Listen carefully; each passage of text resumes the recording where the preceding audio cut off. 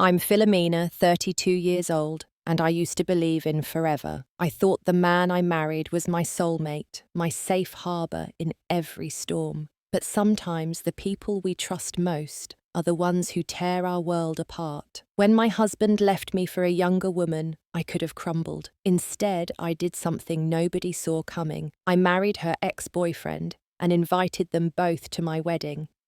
What happened next changed everything I thought I knew about love, revenge, and second chances. Before we dive into this story, I'd love to know where you're watching from. Drop your location in the comments below, and don't forget to hit that like button and subscribe, because trust me, you won't believe who ended up standing next to me at that altar. Let me take you back to where it all began, to a time when I believed my marriage was unshakable. Marcus and I had been together for 7 years. We met at Crawford Architecture, this mid-sized firm in downtown Portland, where I worked as a project manager and he was a senior architect. I still remember our first conversation in the break room. He was sketching something on a napkin, this beautiful concept for a sustainable home with solar panels integrated into the roof design. I walked over with my coffee and asked what he was working on. His eyes lit up when he started explaining his vision for eco-friendly housing that didn't sacrifice aesthetics for functionality. We talked for 45 minutes straight, and I completely forgot about the meeting I was supposed to attend. Our first official date was at this tiny coffee shop called Brew Haven on Northwest 23rd. Marcus ordered a black coffee, and I got my usual vanilla latte. We sat by the window and talked about everything: our childhoods, our dreams, our fears. He told me about growing up in Seattle, about his father, who was a carpenter, and taught him to appreciate craftsmanship. I shared stories about my family in Minnesota, about my mum, who worked as a teacher and instilled in me the value of hard work. That conversation lasted 4 hours. When I finally looked at my phone, I couldn't believe how much time had passed. 6 months later, Marcus proposed on a hiking trail overlooking the Columbia River Gorge. It wasn't elaborate or flashy. He just stopped at this viewpoint, took my hands, and said he wanted to spend every adventure of his life with me. The ring was simple, a platinum band with a small diamond, but it was perfect. We got married the following spring on Cannon Beach. Just close family and friends, barefoot in the sand with the waves crashing behind us. His vows made me cry. He promised to be my partner, my best friend, to choose me every single day.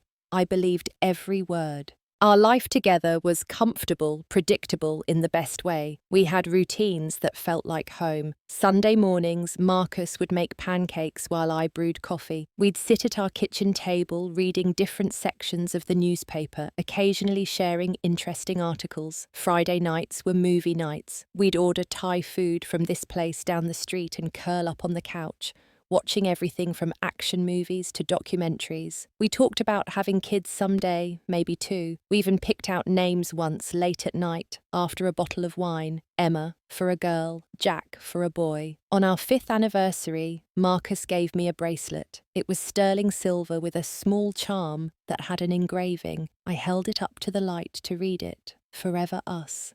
Those 2 words meant everything to me. I wore that bracelet every single day. It became part of me, a constant reminder that I was loved, that I belonged to something bigger than myself. The previous year, we took a trip to Italy. It was our first real vacation in years because work had been so demanding for both of us. We spent 10 days wandering through Florence, Rome, and the Tuscany countryside. In this small village outside Siena, we sat at an outdoor restaurant as the sun set over rolling hills covered in olive groves.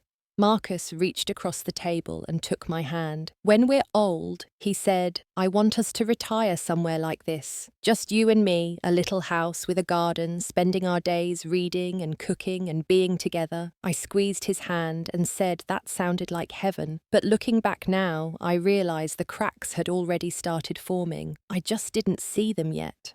About 6 months before everything fell apart, Marcus started traveling more for work. Or at least that's what he told me. He'd come home with stories about site visits to Seattle, meetings with clients in Eugene, consultations in Bend. I never questioned it. Why would I, in 7 years, he'd never given me a reason not to trust him.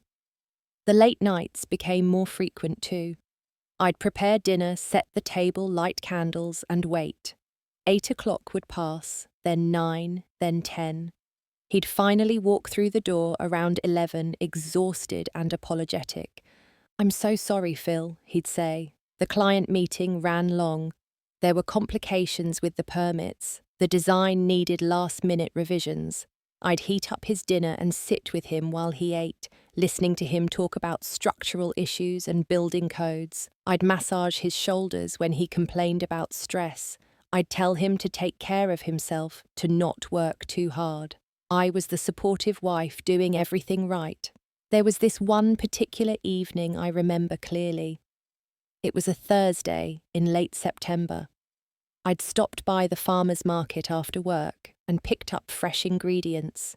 I made his favourite meal, this pasta dish, with roasted vegetables and homemade pesto. I set the table with our good dishes, the ones we'd gotten as wedding gifts but rarely used. I put on a dress, fixed my hair, lit candles. I wanted to surprise him, to remind us both of why we fell in love. I texted him at 5, asking what time he'd be home. He replied quickly, "Leaving the office soon. See you by 6:30. 6:30 came and went. 7, 8. I called at 8:15. No answer.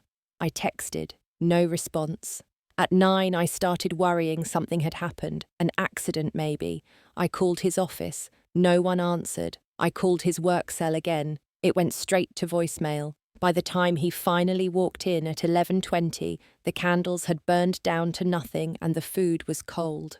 "Where were you?" I asked, trying to keep the hurt out of my voice. I was worried sick. He looked genuinely tired. "I'm sorry," he said, running his hand through his hair. "Emergency meeting with the developer. My phone died." I nodded and told him I'd heat up dinner. But as he ate, barely tasting the food I'd spent hours preparing, I felt something shift inside me. A small doubt, just a whisper. I pushed it away. I told myself I was being paranoid, that every marriage went through phases like this. Work stress was temporary. We'd get through it like we'd gotten through everything else. I cleaned up the kitchen while he went straight to the bedroom. By the time I joined him, he was already asleep. The first real crack in my carefully constructed denial came on a rainy October evening. Marcus was in the shower and his phone was on the kitchen counter where he'd left it. I wasn't the kind of wife who checked her husband's phone. I'd never felt the need. But when the screen lit up with a notification, I happened to glance over. The message preview showed a number I didn't recognize. "Can't wait to see you tomorrow." Heart emoji. My stomach dropped. I stared at those words, trying to make sense of them. A colleague, probably. Maybe someone from the office excited about a project presentation. But colleagues didn't usually send heart emojis. I picked up the phone, my hand trembling slightly. I didn't unlock it. I just stood there looking at that message preview until the screen went dark again. When Marcus came out of the bathroom, toweling his hair dry, I was still holding his phone. "You got a message," I said, keeping my voice casual. He walked over and took it from me, glancing at the screen. "Oh, that's just Amy," he said quickly. "New coordinator at the office. She's excited about the Henderson project presentation tomorrow." His explanation came too fast, too detailed, and his eyes didn't quite meet mine. I wanted to ask more questions. Why would a work coordinator send a heart emoji? Why didn't he seem surprised or confused by it? But I didn't. Instead, I just nodded and went back to loading the dishwasher. That night, I lay awake, long after Marcus fell asleep, staring at the ceiling and trying to silence the anxious voice in my head. The changes in Marcus became more noticeable after that. He started paying more attention to his appearance. He'd always been neat and put together, but suddenly he was getting his hair cut every 2 weeks instead of every month. He bought new clothes, more stylish than his usual button-downs and khakis, fitted shirts, designer jeans, a leather jacket. When I commented on the jacket, he said he was tired of looking like a boring architect. "I need to update my image," he said. "Is that okay?" Of course, I told him. "You look great." And he did. He looked better than he had in years. He started going to the gym too, something he'd never shown interest in before. He said he wanted to improve his health, lower his cholesterol. 3 mornings a week, he'd wake up at 5 and be gone before I got out of bed. He'd come back, energized, showered at the gym, ready for work. But it was the emotional distance that hurt most. We'd always talked about everything, our days, our thoughts, random observations about life. But now, conversations felt like pulling teeth. I'd ask about his day and get one-word answers. Fine, busy, tiring. I'd try to share stories from my work, and he'd nod absently while scrolling through his phone. We'd sit across from each other at dinner, and it felt like miles separated us instead of just 3 feet of table. One evening, I'd had a particularly frustrating day. One of my projects had hit a major snag. The client was threatening to pull out, and I'd spent 6 hours in damage control meetings. I came home, emotionally drained, needing my husband's support. Marcus was already there, sitting on the couch with his laptop. I sat down next to him and started telling him about my day. How stressed I was, how I wasn't sure I'd handled the situation correctly, how I needed his perspective. He kept typing while I talked. His eyes never left the screen. After a few minutes, I stopped mid-sentence. "Are you even listening?" I asked. He looked up surprised. "Of course," he said. "The client is upset. You had meetings." I sighed. "That's not really listening, Marcus. That's hearing words." He closed the laptop with a hint of irritation. "I'm sorry, Phil. I'm just really tired. Can we talk about this later?" My throat tightened. "We never talk anymore," I said quietly. "That's not true," he replied. "We talk all the time." But even as he said it, we both knew it was a lie. I decided to make one more effort to bridge the growing gap between us. I planned a special dinner at home, just the two of us. I took the afternoon off work and spent hours preparing everything. I made salmon with this lemon butter sauce he loved, roasted asparagus, garlic, mashed potatoes. I set the dining room table with candles and flowers. I changed into a blue dress he'd always liked. I wanted to create the kind of evening that reminded us of who we used to be. I texted him at 3, "Home by 6 tonight, special dinner planned." He responded with a thumbs up emoji. At 5:45, I put the salmon in the oven. At 6:15, I texted asking if he was close. No response. At 6:30, I called. No answer. The salmon was done at 6:45. I turned off the oven and waited. 7 o'clock, 7:30, 8. At 8:20, he texted, "So sorry. Emergency meeting just came up. Be home soon." He walked in at 9:15. The candles had burned halfway down. I'd already put the food away. "Hey," he said, kissing my cheek distractedly. "Sorry about that. Crazy day." He headed straight for the bedroom, loosening his tie. I stood in the dining room looking at the untouched table I'd set with such hope. For the first time in our marriage, I felt truly alone. Not just physically alone, but emotionally abandoned. I blew out the candles, put away the flowers, and went to bed in the guest room that night. Marcus didn't even notice. 3 weeks later, on a Saturday morning, everything started crumbling faster. Marcus said he was going to play golf with some colleagues from work. It was something he did occasionally, so I didn't think much of it. He left around 8:30, kissing me goodbye, and saying he'd probably be back by mid-afternoon. I spent the morning doing laundry and catching up on emails. Around noon, I realised I'd left an important file at the office that I needed for a Monday morning presentation. I decided to drive downtown and pick it up. The office was only 15 minutes away. As I drove past the parking garage where Marcus usually parked his car, I glanced over out of habit. His silver Honda was there, parked in his usual spot. I frowned.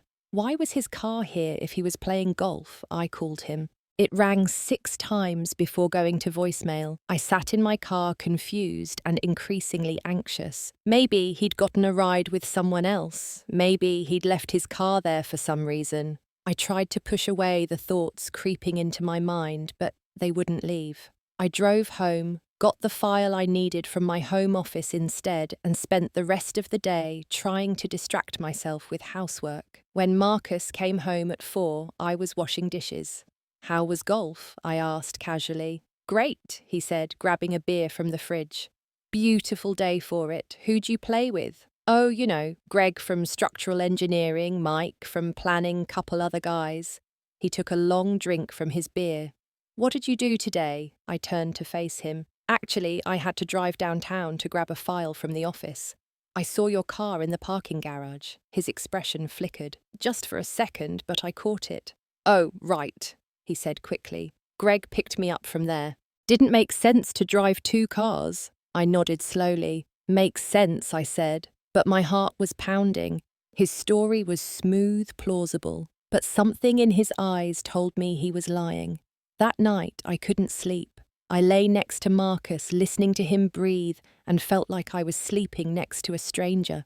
The man who'd promised me forever was slipping away, and I didn't know how to hold on, or if I even should. The breaking point came 1 week later. I had a client meeting downtown at a restaurant called The Pearl. I arrived early and was waiting in the lobby when I happened to glance through the window into the main dining area. That's when I saw them.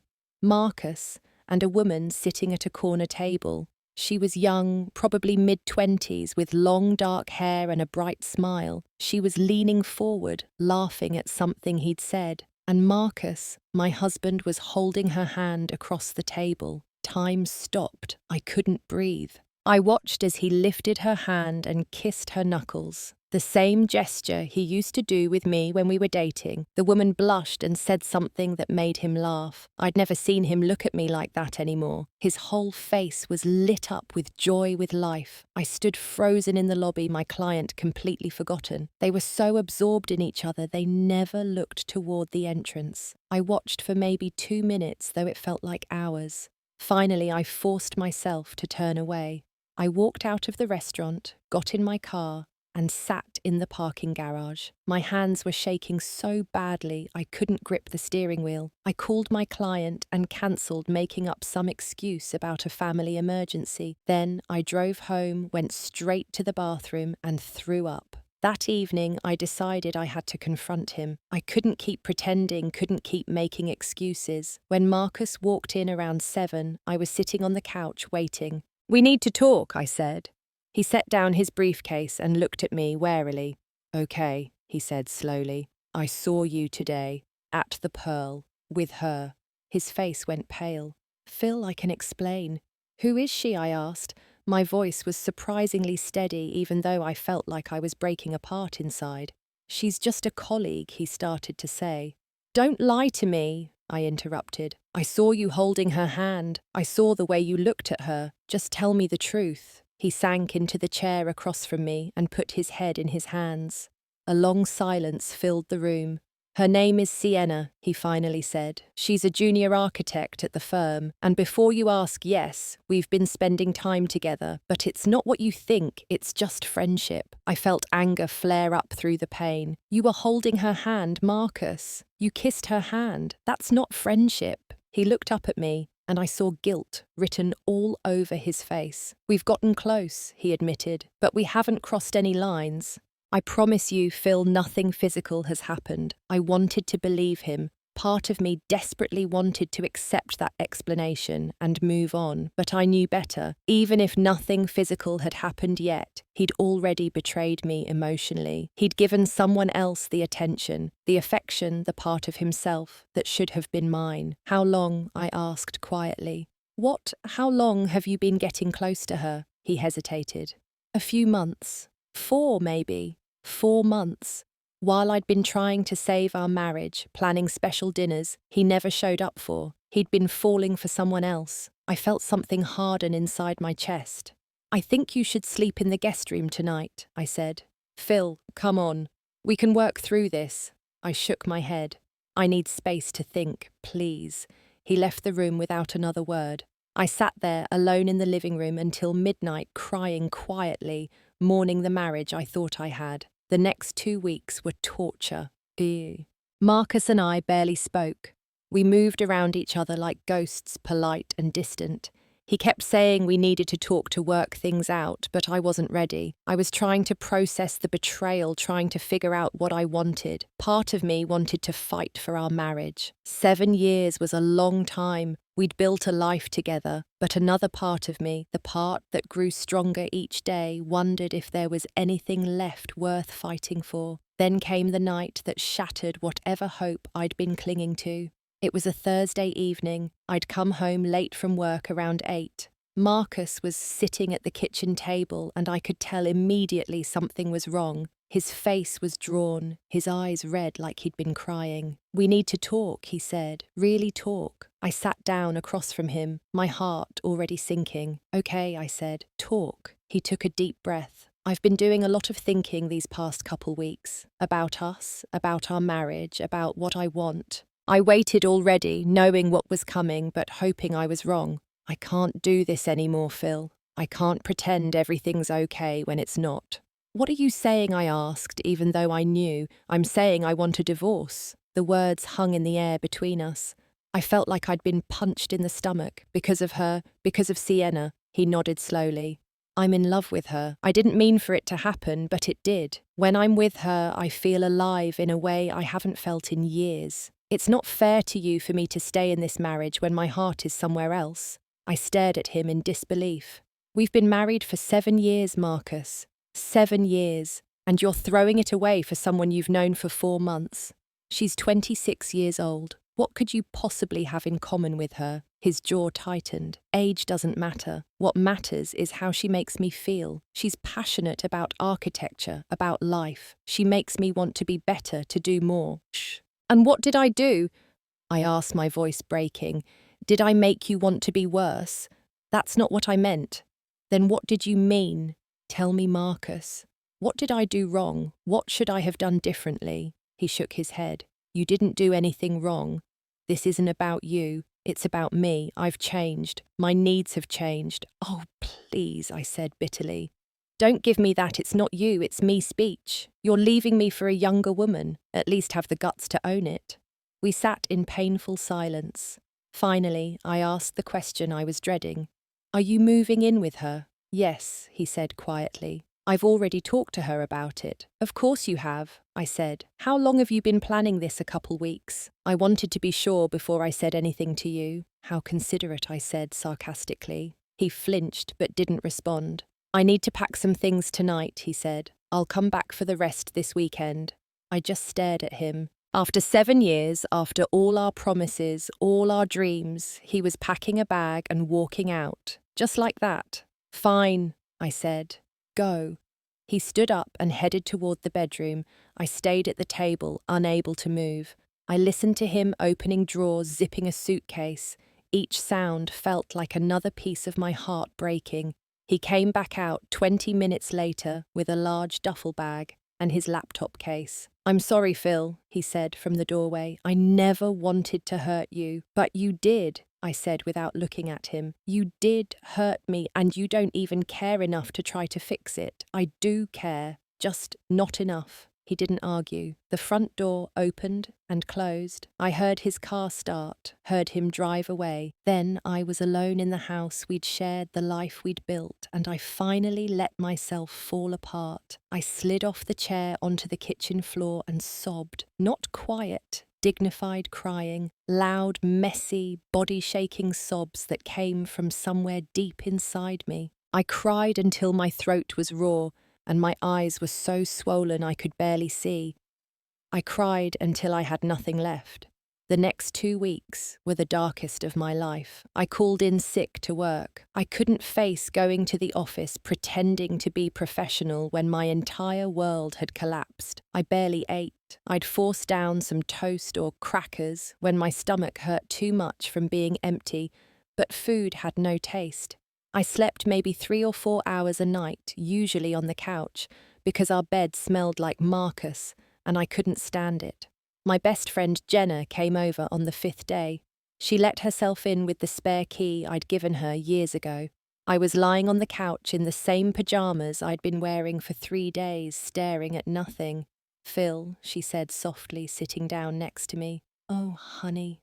She pulled me into her arms, and I started crying again. I thought I'd run out of tears, but apparently not.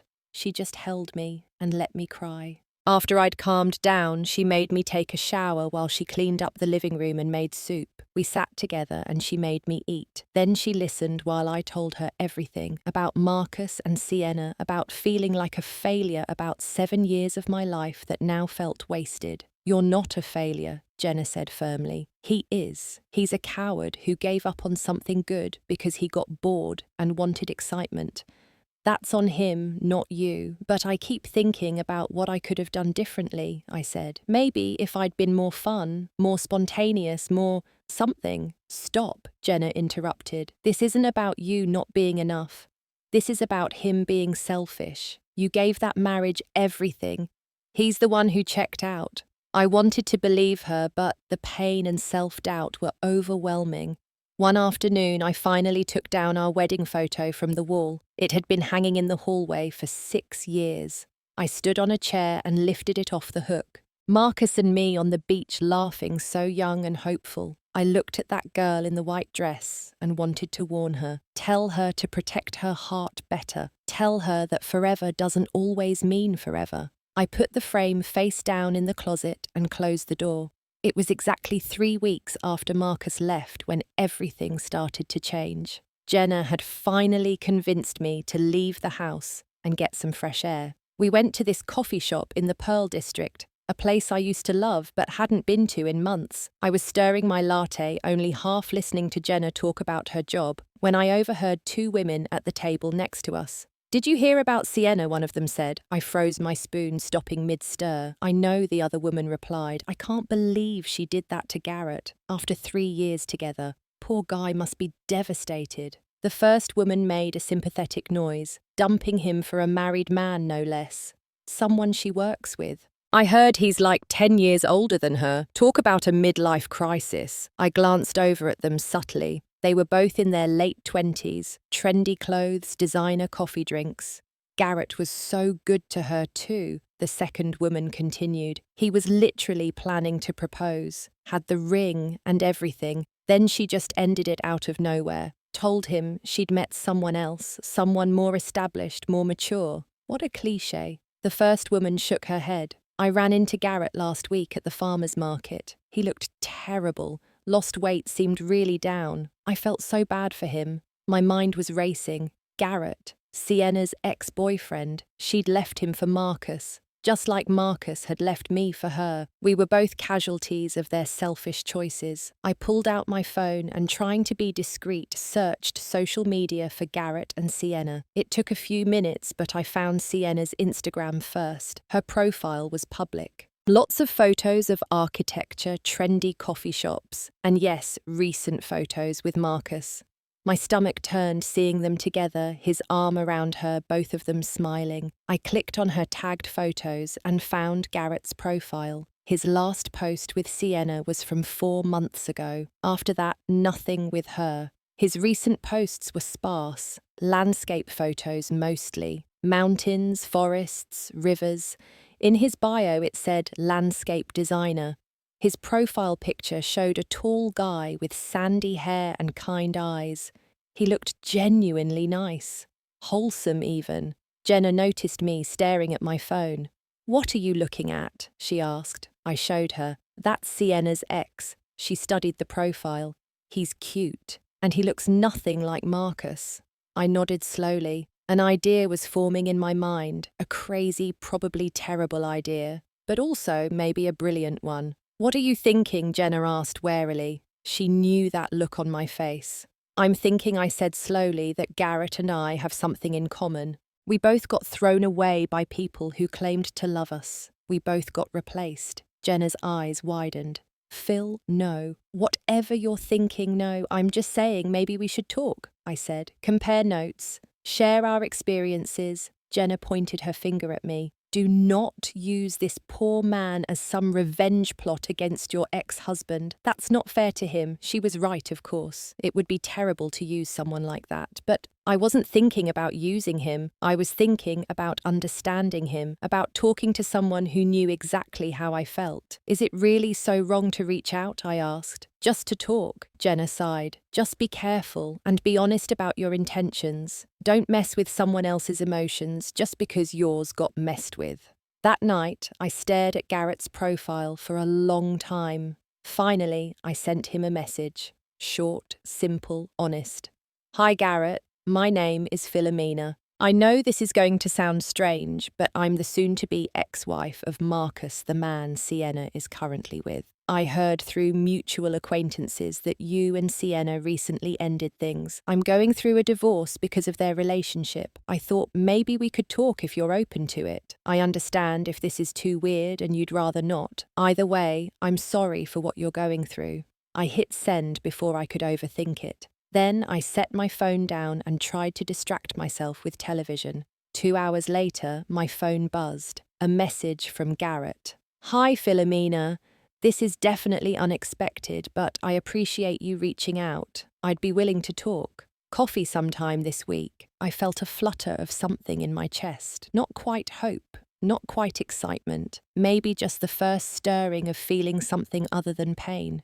We met 3 days later at a coffee shop on the east side of town, far from where either of us was likely to run into people we knew. I got there first and found a quiet corner table. I was nervous, my hands shaking slightly as I waited. What was I doing? This was insane. I was about to have coffee with the ex-boyfriend of the woman my husband left me for. Then Garrett walked in, and my first thought was that his photos didn't do him justice. He was tall, maybe 6'2", with an athletic build. His hair was light brown with golden highlights, probably from working outside. He wore jeans and a flannel shirt, work boots. When he saw me and smiled tentatively, I noticed his eyes were hazel warm and kind. He looked like the kind of guy who rescued injured animals and volunteered at homeless shelters. Philomena, he said, reaching the table. I'm Garrett. We shook hands and he sat down across from me. Thanks for meeting me, I said. I know this is probably the strangest invitation you've ever gotten. He laughed and it was a nice sound. Actually, it's kind of a relief. I've been pretty isolated since everything happened. Most of our friends were Sienna's friends, and they've all sided with her, so I've been kind of alone with this. I know exactly what you mean, I said. Most of our couple friends have been weird around me since Marcus left. They don't know what to say, so they just avoid me. Garrett nodded sympathetically. It's like you become this reminder of uncomfortable truths, that relationships can fail, that people can be selfish. No one wants to think about that, so they just pretend you don't exist. We ordered coffee and then spent the next 2 hours talking, really talking in a way I hadn't talked to anyone in months.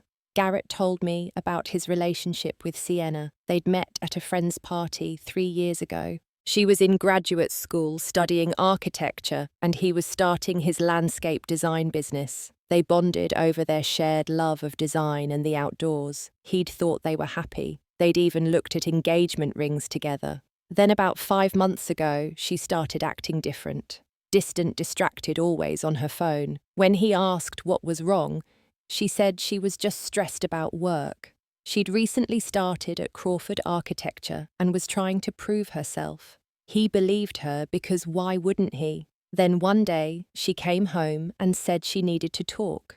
She told him she'd met someone else. Someone more established, more successful. Someone who could give her the life she wanted. She moved out that same week. I felt a surge of anger on his behalf. That's horrible, I said. You deserved so much better than that. He shrugged, but I could see the pain in his eyes.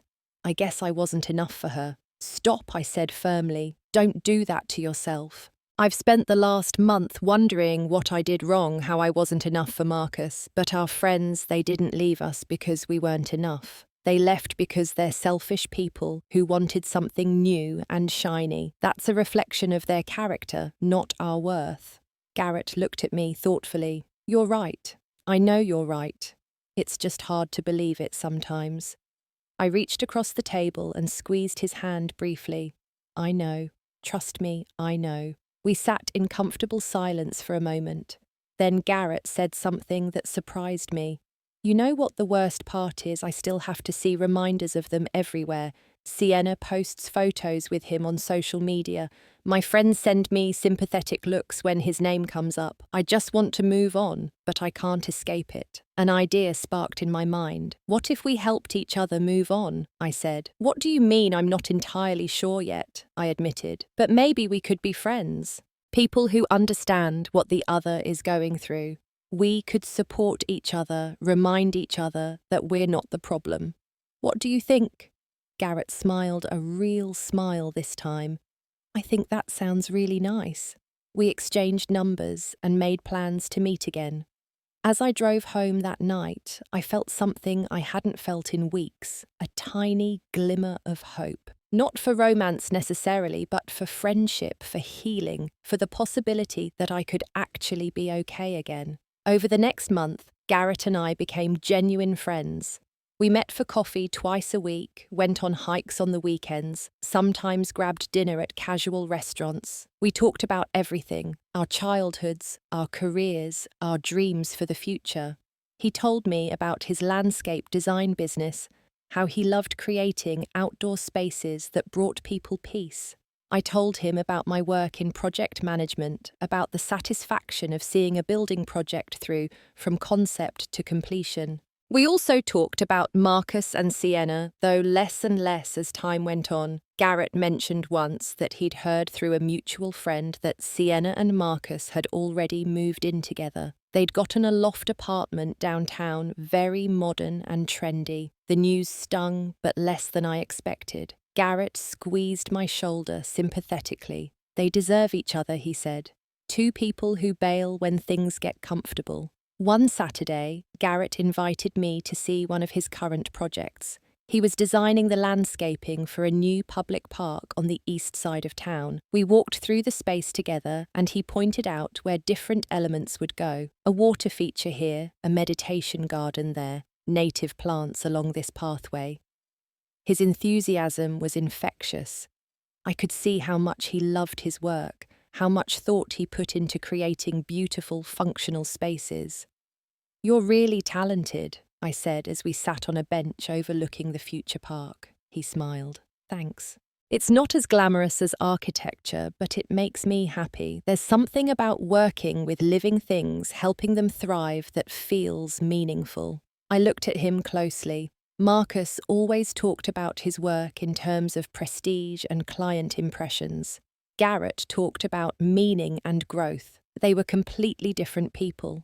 As we spent more time together, I started noticing things about Garrett. The way he always held doors open, not in a showy way, but just naturally considerate. How he remembered little things I mentioned in passing, like my favourite type of tea or that I was stressed about a particular project at work. The way he listened when I talked, actually listened, asking follow-up questions and engaging with what I said. He made me feel heard in a way I'd forgotten was possible. One evening in early December, we were having dinner at a Thai restaurant. It had been almost 2 months since Marcus left. I was telling Garrett a funny story about a mishap at work when I noticed him watching me with this soft expression. What I asked suddenly self-conscious.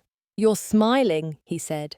I haven't seen you smile like that before. A real smile, not a polite one. I realized he was right. I was genuinely happy in that moment. Later that night, after Garrett dropped me off at home, I sat in my living room thinking, when had this shifted from friendship to something more? I wasn't sure I could pinpoint an exact moment. It had been gradual, natural. Spending time with Garrett made me feel good. He made me laugh. He challenged me to try new things like the pottery class he'd dragged me to last week. He was patient with my healing process, never pushing me to move faster than I was ready. One night, after maybe our 20th or 30th time hanging out, we were sitting in my living room watching a movie. Garrett had brought over this documentary about national parks that he'd been wanting to see. Halfway through, I glanced over and found him looking at me instead of the screen. What? I asked softly. I really like spending time with you, he said. These past couple months getting to know you, it's been the best thing to happen to me in a long time. My heart started beating faster. I like spending time with you too, I said. Garrett reached over and took my hand. I know we both got into this because we were hurting, and maybe that's not the best foundation for something more, but I can't help how I feel. I care about you, Phil. A lot, and not just as a friend. I squeezed his hand. I feel the same way I admitted, but I'm scared. What if this is just us rebounding? What if we're using each other to fill the holes Marcus and Sienna left? I've thought about that, Garrett said. A lot. And maybe that's how it started. But what I feel for you now, it's not about Sienna. It's not about trying to replace what I lost. It's about you, the person you are, the way you make me feel. You're strong and funny and smart and kind. Being with you doesn't feel like filling a hole. It feels like building something new. I leaned my head on his shoulder. Can we take this slow? I asked. I don't want to rush into something and mess it up. As slow as you want, he promised. We have all the time in the world. We sat like that for the rest of the movie, just holding hands, and it felt right in a way nothing had felt right in a very long time. Over the next few months, our relationship deepened. Garrett was everything Marcus hadn't been. Attentive, present, genuinely interested in my life. He showed up when he said he would. He called when he was running late. He asked about my day and actually cared about the answer. Being with him wasn't dramatic or intense. It was comfortable, steady, real. And slowly, I felt myself healing. The pain of Marcus's betrayal didn't disappear, but it faded into something manageable, a scar instead of an open wound. In March, 6 months after we first met, Garrett and I went for a walk around a lake outside the city. It was one of those perfect spring days, sunny but cool with wildflowers just starting to bloom. We stopped at a viewpoint overlooking the water, and Garrett turned to me with a nervous smile. I have something to say, he started, or rather something to ask. My heart started pounding. Philomena, these past 6 months with you have been incredible.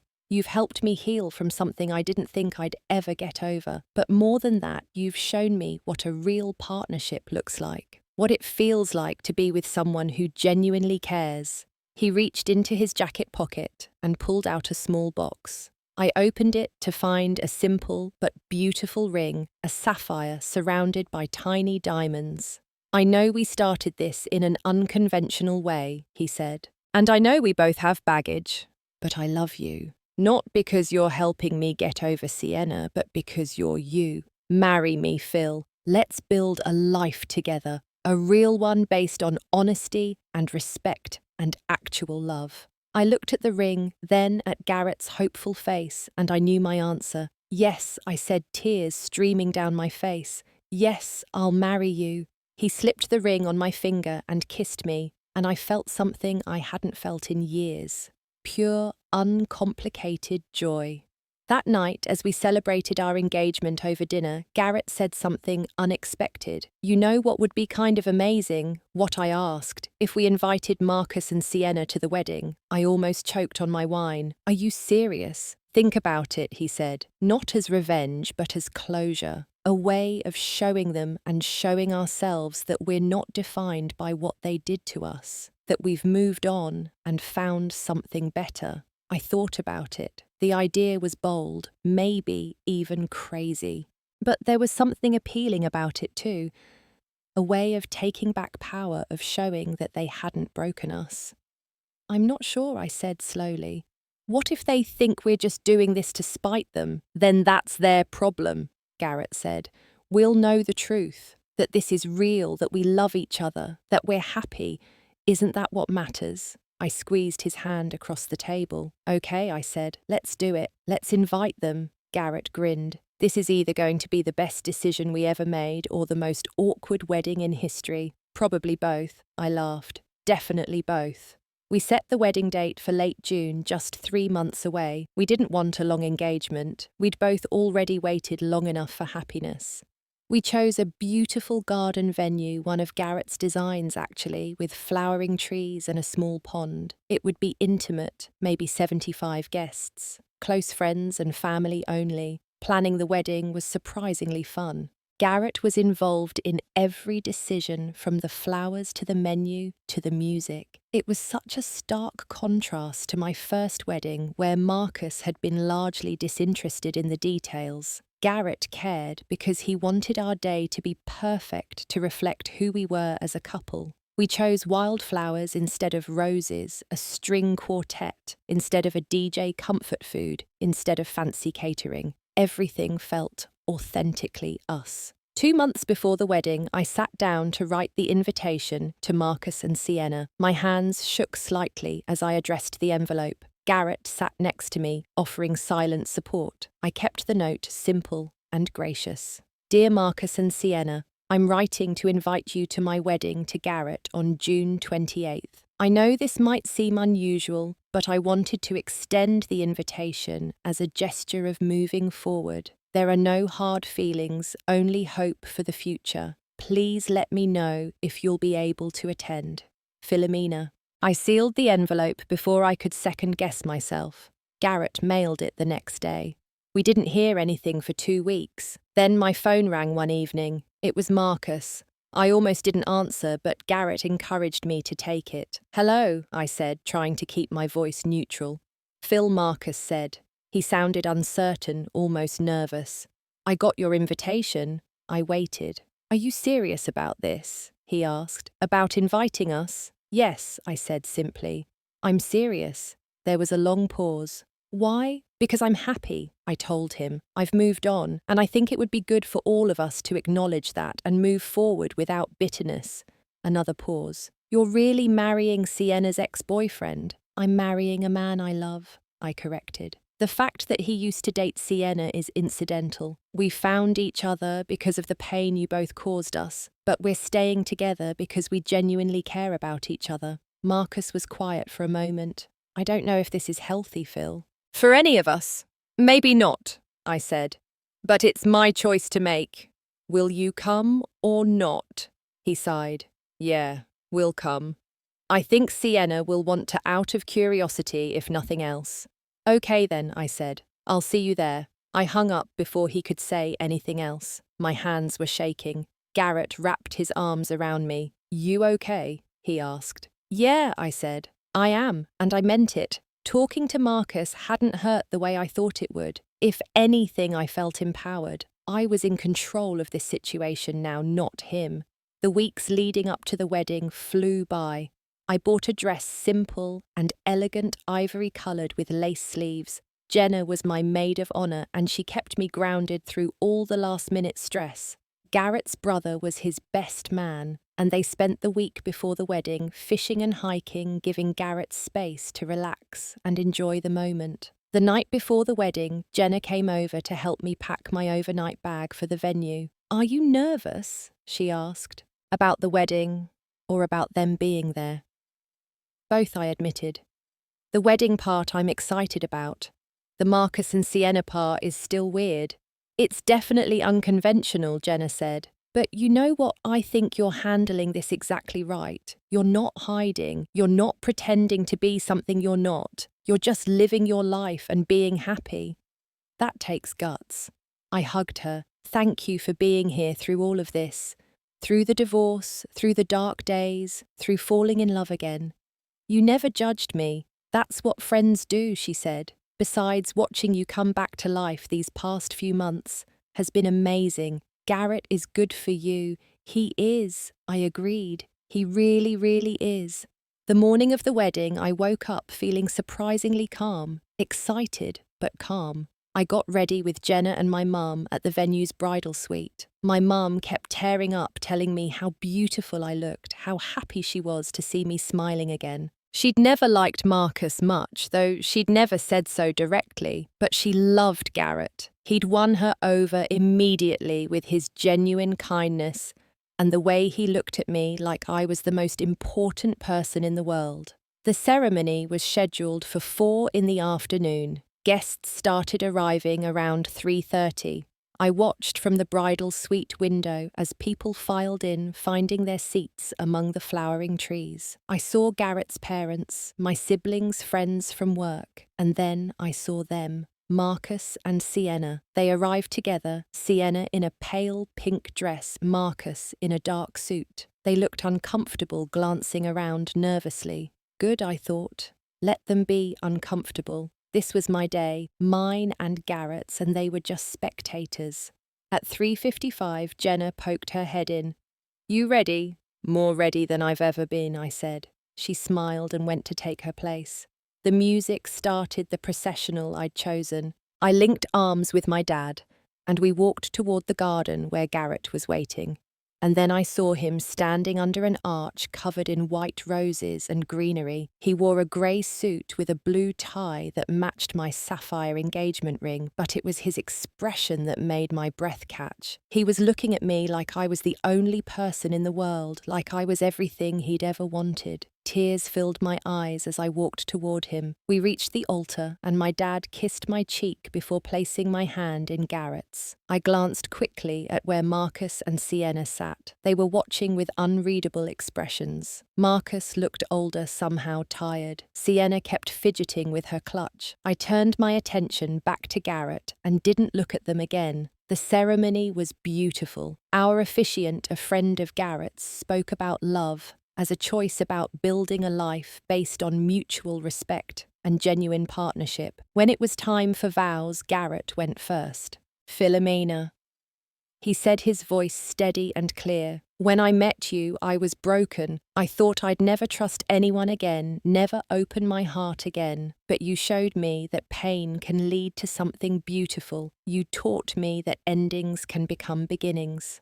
I promise to choose you every day. I promise to listen when you speak, to support your dreams, to be present in our life together. I promise to love you, not despite our complicated start, but because of everything we've overcome to get here." I was crying by the time he finished. I took a shaky breath and began my vows.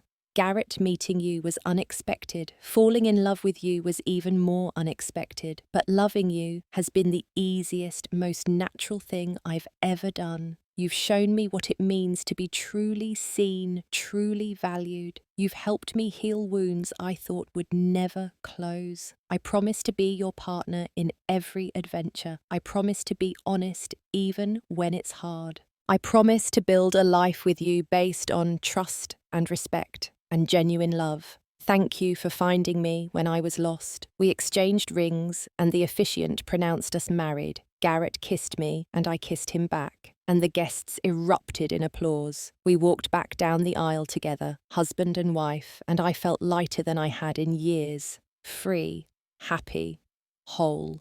The reception was held in a tent adjacent to the garden. Dinner was served, toasts were made.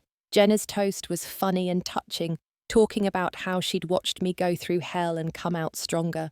Garrett's brother spoke about how Garrett had found his perfect match. Through it all, I was aware of Marcus and Sienna sitting at a table near the back. They barely touched their food. They didn't dance when the music started. They just sat there looking increasingly out of place. Around 8, Marcus approached me while I was getting a glass of water. "Can we talk?" he asked quietly. I glanced at Garrett, who was chatting with some friends nearby. He caught my eye and nodded, giving me permission. "Okay," I said to Marcus. We stepped outside the tent into the garden. "You look happy," Marcus said after a moment of awkward silence. "I am," I replied simply. "Garrett seems like a good guy." "He is. He's a very good guy." Marcus shifted uncomfortably. "Look, I know I don't have any right to say this, but I need to. I'm sorry for how I handled things, for hurting you the way I did. You deserved better." "Yes, I did," I agreed, "but thank you for saying that." He looked surprised that I wasn't arguing or getting emotional. "Have you found what you were looking for?" I asked. "With Sienna." He hesitated. "It's different than I expected. She's young. We don't always want the same things. Sometimes I wonder if I made a mistake." I felt a flicker of sympathy, but only a flicker. "That's something you'll have to figure out," I said gently. "But I hope you find happiness, Marcus. I really do. Just maybe try to find it without blowing up someone else's life next time." He nodded slowly. "I'm glad you found Garrett. You deserve someone who appreciates you." "I do appreciate her," a voice said behind me. We both turned to see Garrett standing there. He wasn't confrontational, just calm and confident, and I plan to spend the rest of my life making sure she knows it. Marcus looked between us.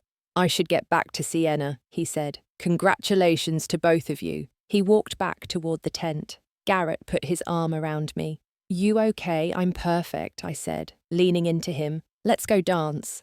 We spent the rest of the evening celebrating with people who genuinely cared about us. Marcus and Sienna left early, slipping out without saying goodbye. I barely noticed. Later that night, after all the guests had gone, and we were alone in the honeymoon suite, Garrett and I sat on the balcony overlooking the garden where we'd just gotten married. We did it, he said, pulling me close. We really did. I rested my head on his shoulder. No regrets, I asked. Not a single one, he said firmly. You, none, I said. This is exactly where I'm supposed to be. The next morning, we left for our honeymoon in Colorado, a week of hiking and exploring mountain towns and just being together. When we returned home, we started our life as a married couple. We moved into a small house with a big yard that Garrett could landscape. I kept my job, and he continued growing his business. We adopted a dog, a golden retriever we named Maple. We had dinner together every night and talked about our days. We went on weekend adventures and lazy Sunday mornings. We built a life. About 8 months after our wedding, Jenna called me with news. She'd heard through the grapevine that Marcus and Sienna had broken up. Apparently, Sienna had met someone else, another older, successful man. She'd left Marcus the same way she'd left Garrett, the same way Marcus had left me. How do you feel about that? Jenna asked carefully. Honestly, I said I feel nothing. No satisfaction, no vindication. Just a kind of sad understanding that some people never learn. I hope Marcus finds what he's looking for someday. But I'm just grateful I'm not part of that story anymore. That's growth, Jenna said approvingly. That's real growth. She was right. I had grown. The woman who'd sat on her kitchen floor sobbing after Marcus left was gone. In her place was someone stronger, someone who knew her worth, someone who'd learned that sometimes the worst thing that happens to you can lead to the best thing. Garrett had taught me that. Our love had taught me that. Looking back now, 2 years after that wedding, I can honestly say I'm grateful for everything that happened. I know that sounds strange. Most people would think I should still be angry at Marcus, or at least resentful. But I'm not, because if Marcus hadn't left me for Sienna, I never would have met Garrett. I never would have discovered what real love actually feels like. What it means to be with someone who chooses you every single day. I learned that sometimes the person who breaks your heart is actually setting you free. Marcus breaking my heart freed me to find something better, something real.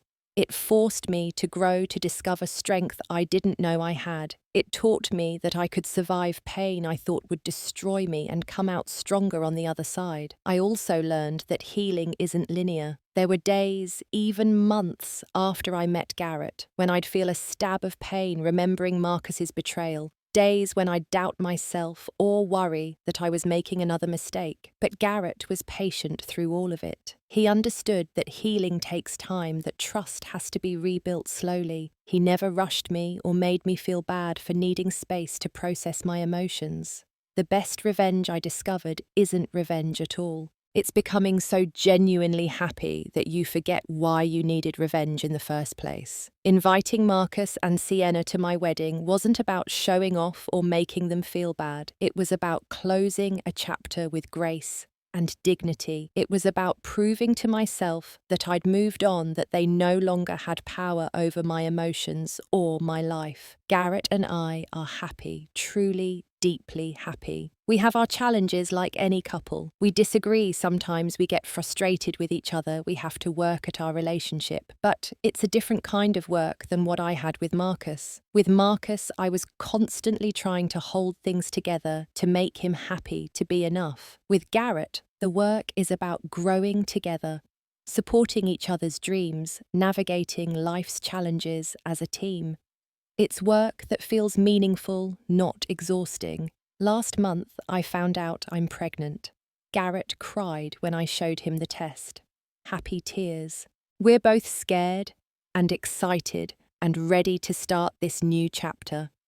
Our baby will grow up in a home built on genuine love and respect, a home where both parents choose to be there, where promises mean something, where love isn't conditional. Sometimes I wonder what my life would have looked like if Marcus hadn't left. We probably would have stayed married, going through the motions, slowly growing more distant. I would have convinced myself I was happy because I wouldn't have known any different. I would have settled for scraps of affection and told myself that's what love looks like. The thought makes me sad for the woman I used to be, but she's gone now. In her place is someone who knows what she deserves, who won't settle for less, who understands that being alone is better than being with someone who doesn't truly value you.